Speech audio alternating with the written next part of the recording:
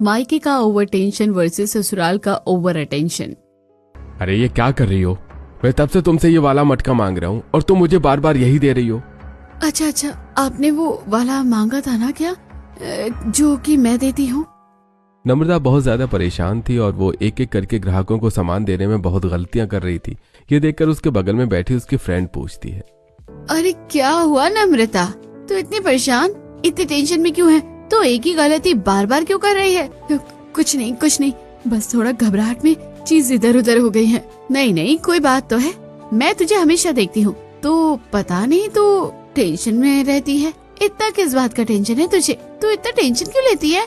Tension ना लो तो क्या करूँ, घर में इतनी सारी परेशानियाँ हैं, घर का काम, बाहर का काम, मेरी कॉलेज की पढ़ाई और पता नहीं क्या क्या टेंशन है। हाँ वो तो मुझे भी पता है, लेकिन आज इतना ज्यादा टेंशन क्यों है तुझे?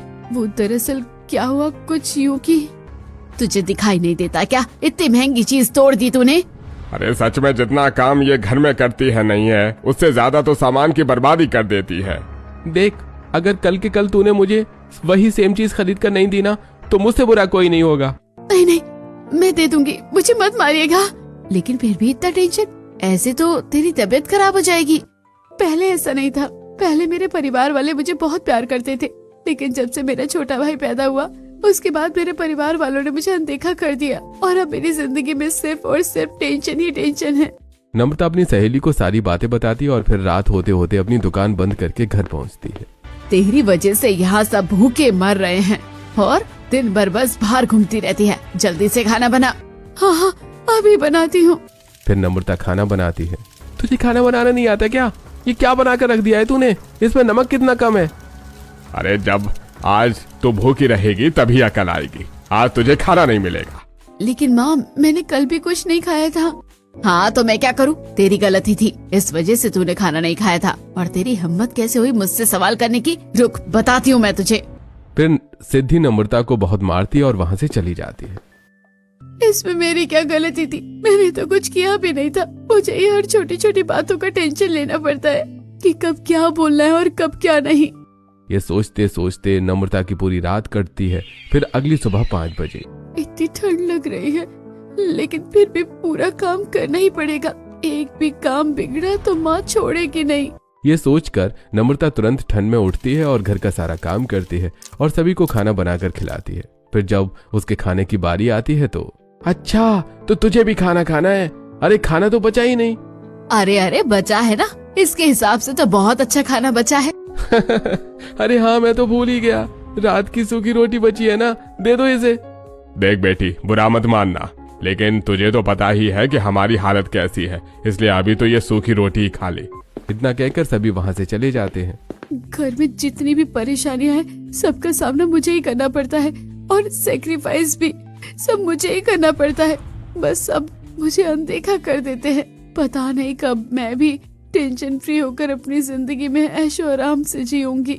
नम्रता ने 2 रात से ठीक से खाना नहीं खाया था, इसलिए वो सूखी रोटी ही खा लेती है। फिर अगले दिन, हम लोग बाहर घूमने जा रहे हैं तो पूरे घर का ध्यान रखना।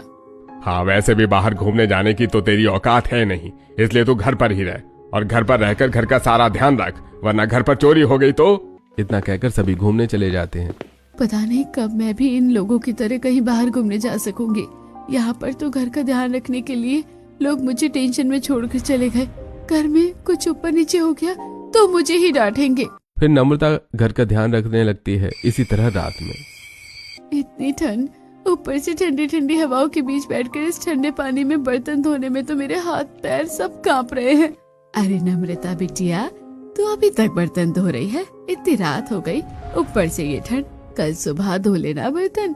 नहीं, अगर मैं अभी बर्तन नहीं धोऊंगी तो माँ मुझे छोड़ेगी नहीं और पापा भी मारेंगे। अरे तू इतनी टेंशन क्यों लेती है? भला बर्तन ना धोने पर कौन मारता है? मारते हैं मुझे, बहुत मारते हैं, इसलिए मुझे सारे बर्तन अभी ही धोने पड़ेंगे। इतना कहकर नम्रता ठंड में कांपते हुए ही बर्तन धोने लगती है। वहीं गांव की औरतें आपस में आग सेकते हुए बातें करने लगती हैं। बेचारी सच में कितना टेंशन लेती है, रातों को भी उसकी नींद पूरी नहीं होती है। आंखों के नीचे काले घेरे बन गए हैं जी। रातों की नींद कैसे पूरी होगी जब पूरी रात टेंशन में ही गुजार देती है बेचारी। हाँ, बेचारी के मायके में ही उसे इतना सब कुछ झेलना पड़ता है, इतना टेंशन लेना पड़ता है। पता नहीं ससुराल में क्या होगा। वो तो राम भरोसे है, किस्मत अच्छी हुई तो ससुराल भी अच्छा मिलेगा। इसी तरह एक दिन, सुनो सुनो, मुझे वो ऊन से बुना हुआ पर्दा दे दो। मुझे वो टोपी दे देना, छोटे बच्चों वाली। हाँ अभी देती हूँ। नम्रता जैसे ही सभी को सामान देना शुरू करती है, अचानक उसे चक्कर आता है और वो बेहोश हो जाती है। अरे अरे, इन्हें क्या हुआ? अरे सब लोग खड़े क्या हैं? चलिए, बेचारी बेहोश हो गई, इसकी मदद करते हैं। अरे कौन जाए इसे बचाने, इसके परिवार वाले बेचारी को इतना टेंशन देकर रखते हैं, टेंशन की वजह से बेहोश हो गई होगी। हाँ, और अगर हम बचाने गए तो कुछ ऊपर नीचे हो गया तो सारी बात हम पर ही आ जाएगी। मेरी मानो तो सब लोग पीछे हट जाओ। सुमित्रा की बातें सुनकर वहां खड़े सभी ग्राहक हट जाते हैं और बेचारी नम्रता बेहोश पड़ी रहती है कि तभी वहां एक कार आकर रुकती है। माँ गुस्सा है, चल माँ के लिए उस दुकान से कुछ हैंडमेड चीजें खरीद लेते हैं। हाँ अच्छा ठीक है। फिर दोनों दोस्त कार में से उतरते हैं और नम्रता की दुकान पर पहुंचते हैं। अरे ये क्या, यहाँ पर तो एक लड़की बेहोश पड़ी है। अरे लगता है सामान बेचते बेचते ठंड की वजह से बेहोश हो गई है। इन्होंने कोई स्वेटर भी नहीं पहना है, रुक जा मैं कुछ करता हूँ। इतना कहकर नमन तुरंत अपना जैकेट खोलकर नम्रता को पहना देता है और उसके हाथों की नस चेक करके तुरंत उसे अस्पताल लेकर जाता है। देखिए आपने बिल्कुल ठीक किया है, इन्हें अस्पताल ले आए। ठंड की वजह से और शायद ज्यादा टेंशन लेने, नींद न पूरी होने की वजह से ये बेहोश हो गई। हो सके तो इन्हें टेंशन लेने से रोकिएगा और इनका ध्यान रखिएगा। तभी नम्रता को होश आता है। मैं यहाँ अस्पताल कैसे पहुँची? ऊपर से इतनी रात हो गई, मुझे घर जाना है। और आप लोग कौन हैं? नमन नम्रता को सारी बातें बताता है और फिर उसे घर छोड़ने जाने की बात कहता है। नहीं नहीं, इसकी कोई जरूरत नहीं है, मैं चली जाऊंगी।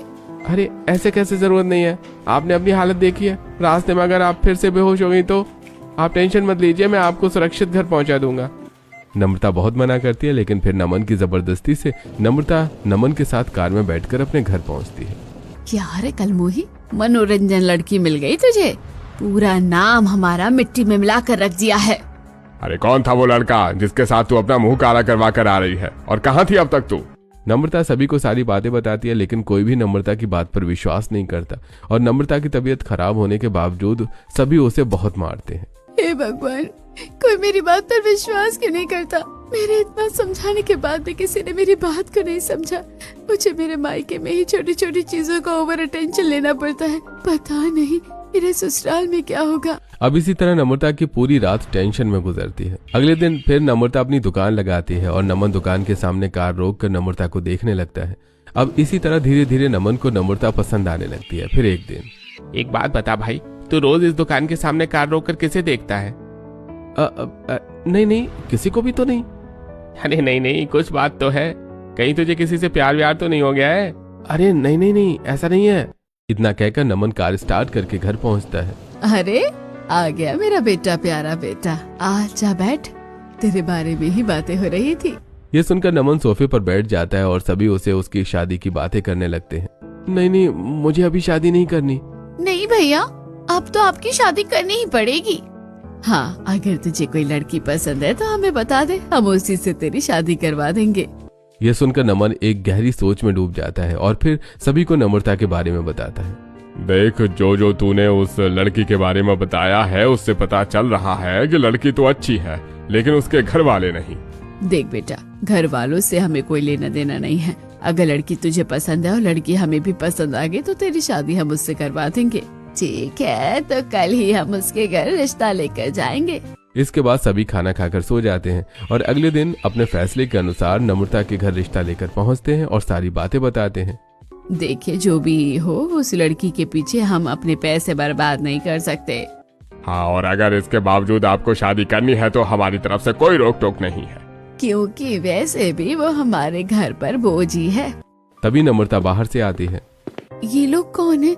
वैसे नमस्ते आंटी, नमस्ते अंकल, आप लोगों ने कुछ खाया नहीं है क्या? मैं अभी आप सब लोगों के लिए कुछ बनाकर लाती हूँ। फिर नम्रता सभी को मेहमान समझकर कुछ बनाकर खिलाती है। लड़की के घर वाले चाहे जैसे हो, लड़की तो बहुत अच्छी है और इसके हाथों का खाना भी। हाँ, और फिर हमें कौन सा लड़की के घर वालों से कोई मतलब है? हमें तो लड़की को अपनी घर की बहू बनाना है। लड़की तो अच्छी है। हाँ, और हमें पैसों की भी कोई कमी नहीं है, इतना मान सम्मान है हमारा, हमें दहेज भी नहीं चाहिए। ये सारी बातें सोचकर सभी रिश्ते के लिए हाँ कर देते हैं और फिर दोनों तरफ से रिश्ता पक्का होने के बाद कुछ ही दिनों में शादी हो जाती है। मुझे तो बहुत टेंशन हो रही है, मेरे मायके में मुझे इतना ओवर अटेंशन लेना पड़ता था, पता नहीं ससुराल में क्या होगा। और फिर मेरे ससुराल में तो इतने सारे लोग भी हैं, मायके में तो कुछ ही लोग थे। क्या हुआ, तुम क्या सोच रही हो और इतनी टेंशन में क्यों हो? नहीं नहीं, कुछ भी नहीं। देखो, मैं समझ सकता हूँ तुम अपने मायके से ससुराल जा रही हो, लेकिन तुम्हें टेंशन लेने की कोई जरूरत नहीं है। वहाँ सब लोग बहुत अच्छे हैं, तुम्हारा बहुत ध्यान रखेंगे। इसी तरह आपस में बातें करते हुए दोनों घर पहुँचते हैं। फिर गृह प्रवेश के वक्त, बहू तू अपने दाहिने पैर से कलश गिराकर घर में प्रवेश कर। भाभी संभल कर, आपका लहंगा भारी होगा। इस तरह नम्रता अपने ससुराल में गृह प्रवेश करती है। भाभी आप बाहर से आई, आपको ठंड लग रही होगी। हाँ भाभी, आप शॉल ओढ़ लीजिए। हाँ, और खड़े खड़े आप थक गई होगी, तो चलिए सोफे पर बैठिए। इस तरह से सभी नम्रता को बहुत अटेंशन देते हैं और उससे सोफे पर बिठाकर शॉल उड़ाते हैं। बहू तू बाहर से आई है, तुझे प्यास लगी होगी, जा रितिका बहू के लिए गर्म पानी लेकर आ। सुरेंद्र की बात सुनकर रितिका तुरंत घर में पानी लाकर नम्रता को पिलाती है। वैसे बहू तुझे अभी भी ठंड लग रही है? हाँ अभी रुकिए, आप घबराइए मत, मैं हीटर ऑन कर देती हूँ।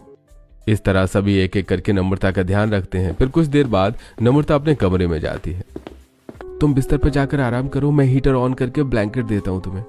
फिर नमन हीटर ऑन करता है, नम्रता को ब्लैंकेट देता है और लाइट ऑफ करके दोनों सो जाते हैं। अगली सुबह नहा धोकर जब नम्रता अपनी पहली रसोई की रस्म पूरी करने पहुंचती है तो अरे बहू तू अपनी पहली रसोई की रस्म कल कर लेना, शाम को तेरी मुंह दिखाई है, तू थक जाएगी। अच्छा ठीक है माँ जी। अच्छा भाभी, शाम का मुंह दिखाई में क्या पहनने वाली है? चलिए हमें दिखाइए। फिर रितिका और राधिका नम्रता के साथ उसके कमरे में जाती हैं और नम्रता अपने सारे कपड़े दिखा देती है। ये क्या भाभी, आपके पास तो कोई अच्छा कपड़ा भी नहीं है, शाम को मुंह दिखाई में कम से कम तो 100-150 लोग आएंगे। तभी वहाँ सुहासिनी आती है। फिर राधिका सुहासिनी को सारी बातें बताती है।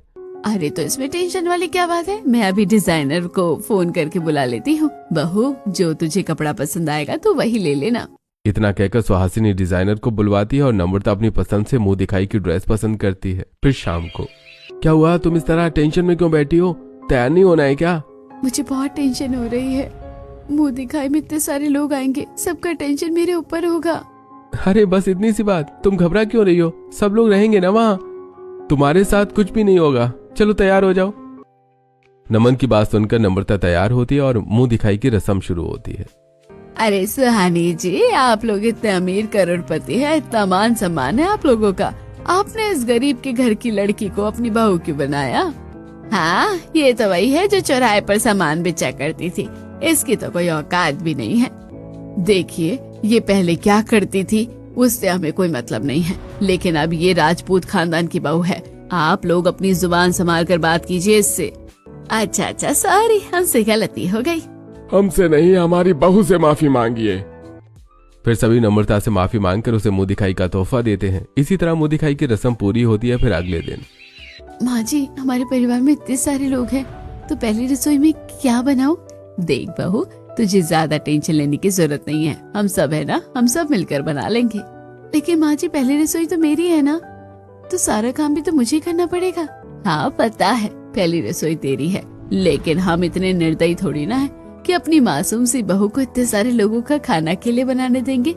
हाँ भाभी, इसलिए हम सब मिलकर खाना बनाएंगे। मैं सब्जी काट देती हूँ, मैं आटा सान देती हूँ। हाँ, और बहू मैं पूरी बेल देती हूँ। हाँ, और मैं बचे हुए सारे कामों में तेरी मदद कर दूंगी। इस तरह सभी एक साथ किचन में नम्रता की मदद करते हुए खाना बनाते हैं। फिर जब सभी खाना खाते हैं, अरे भाभी आप खड़ी क्यों हैं, आप बैठिए ना।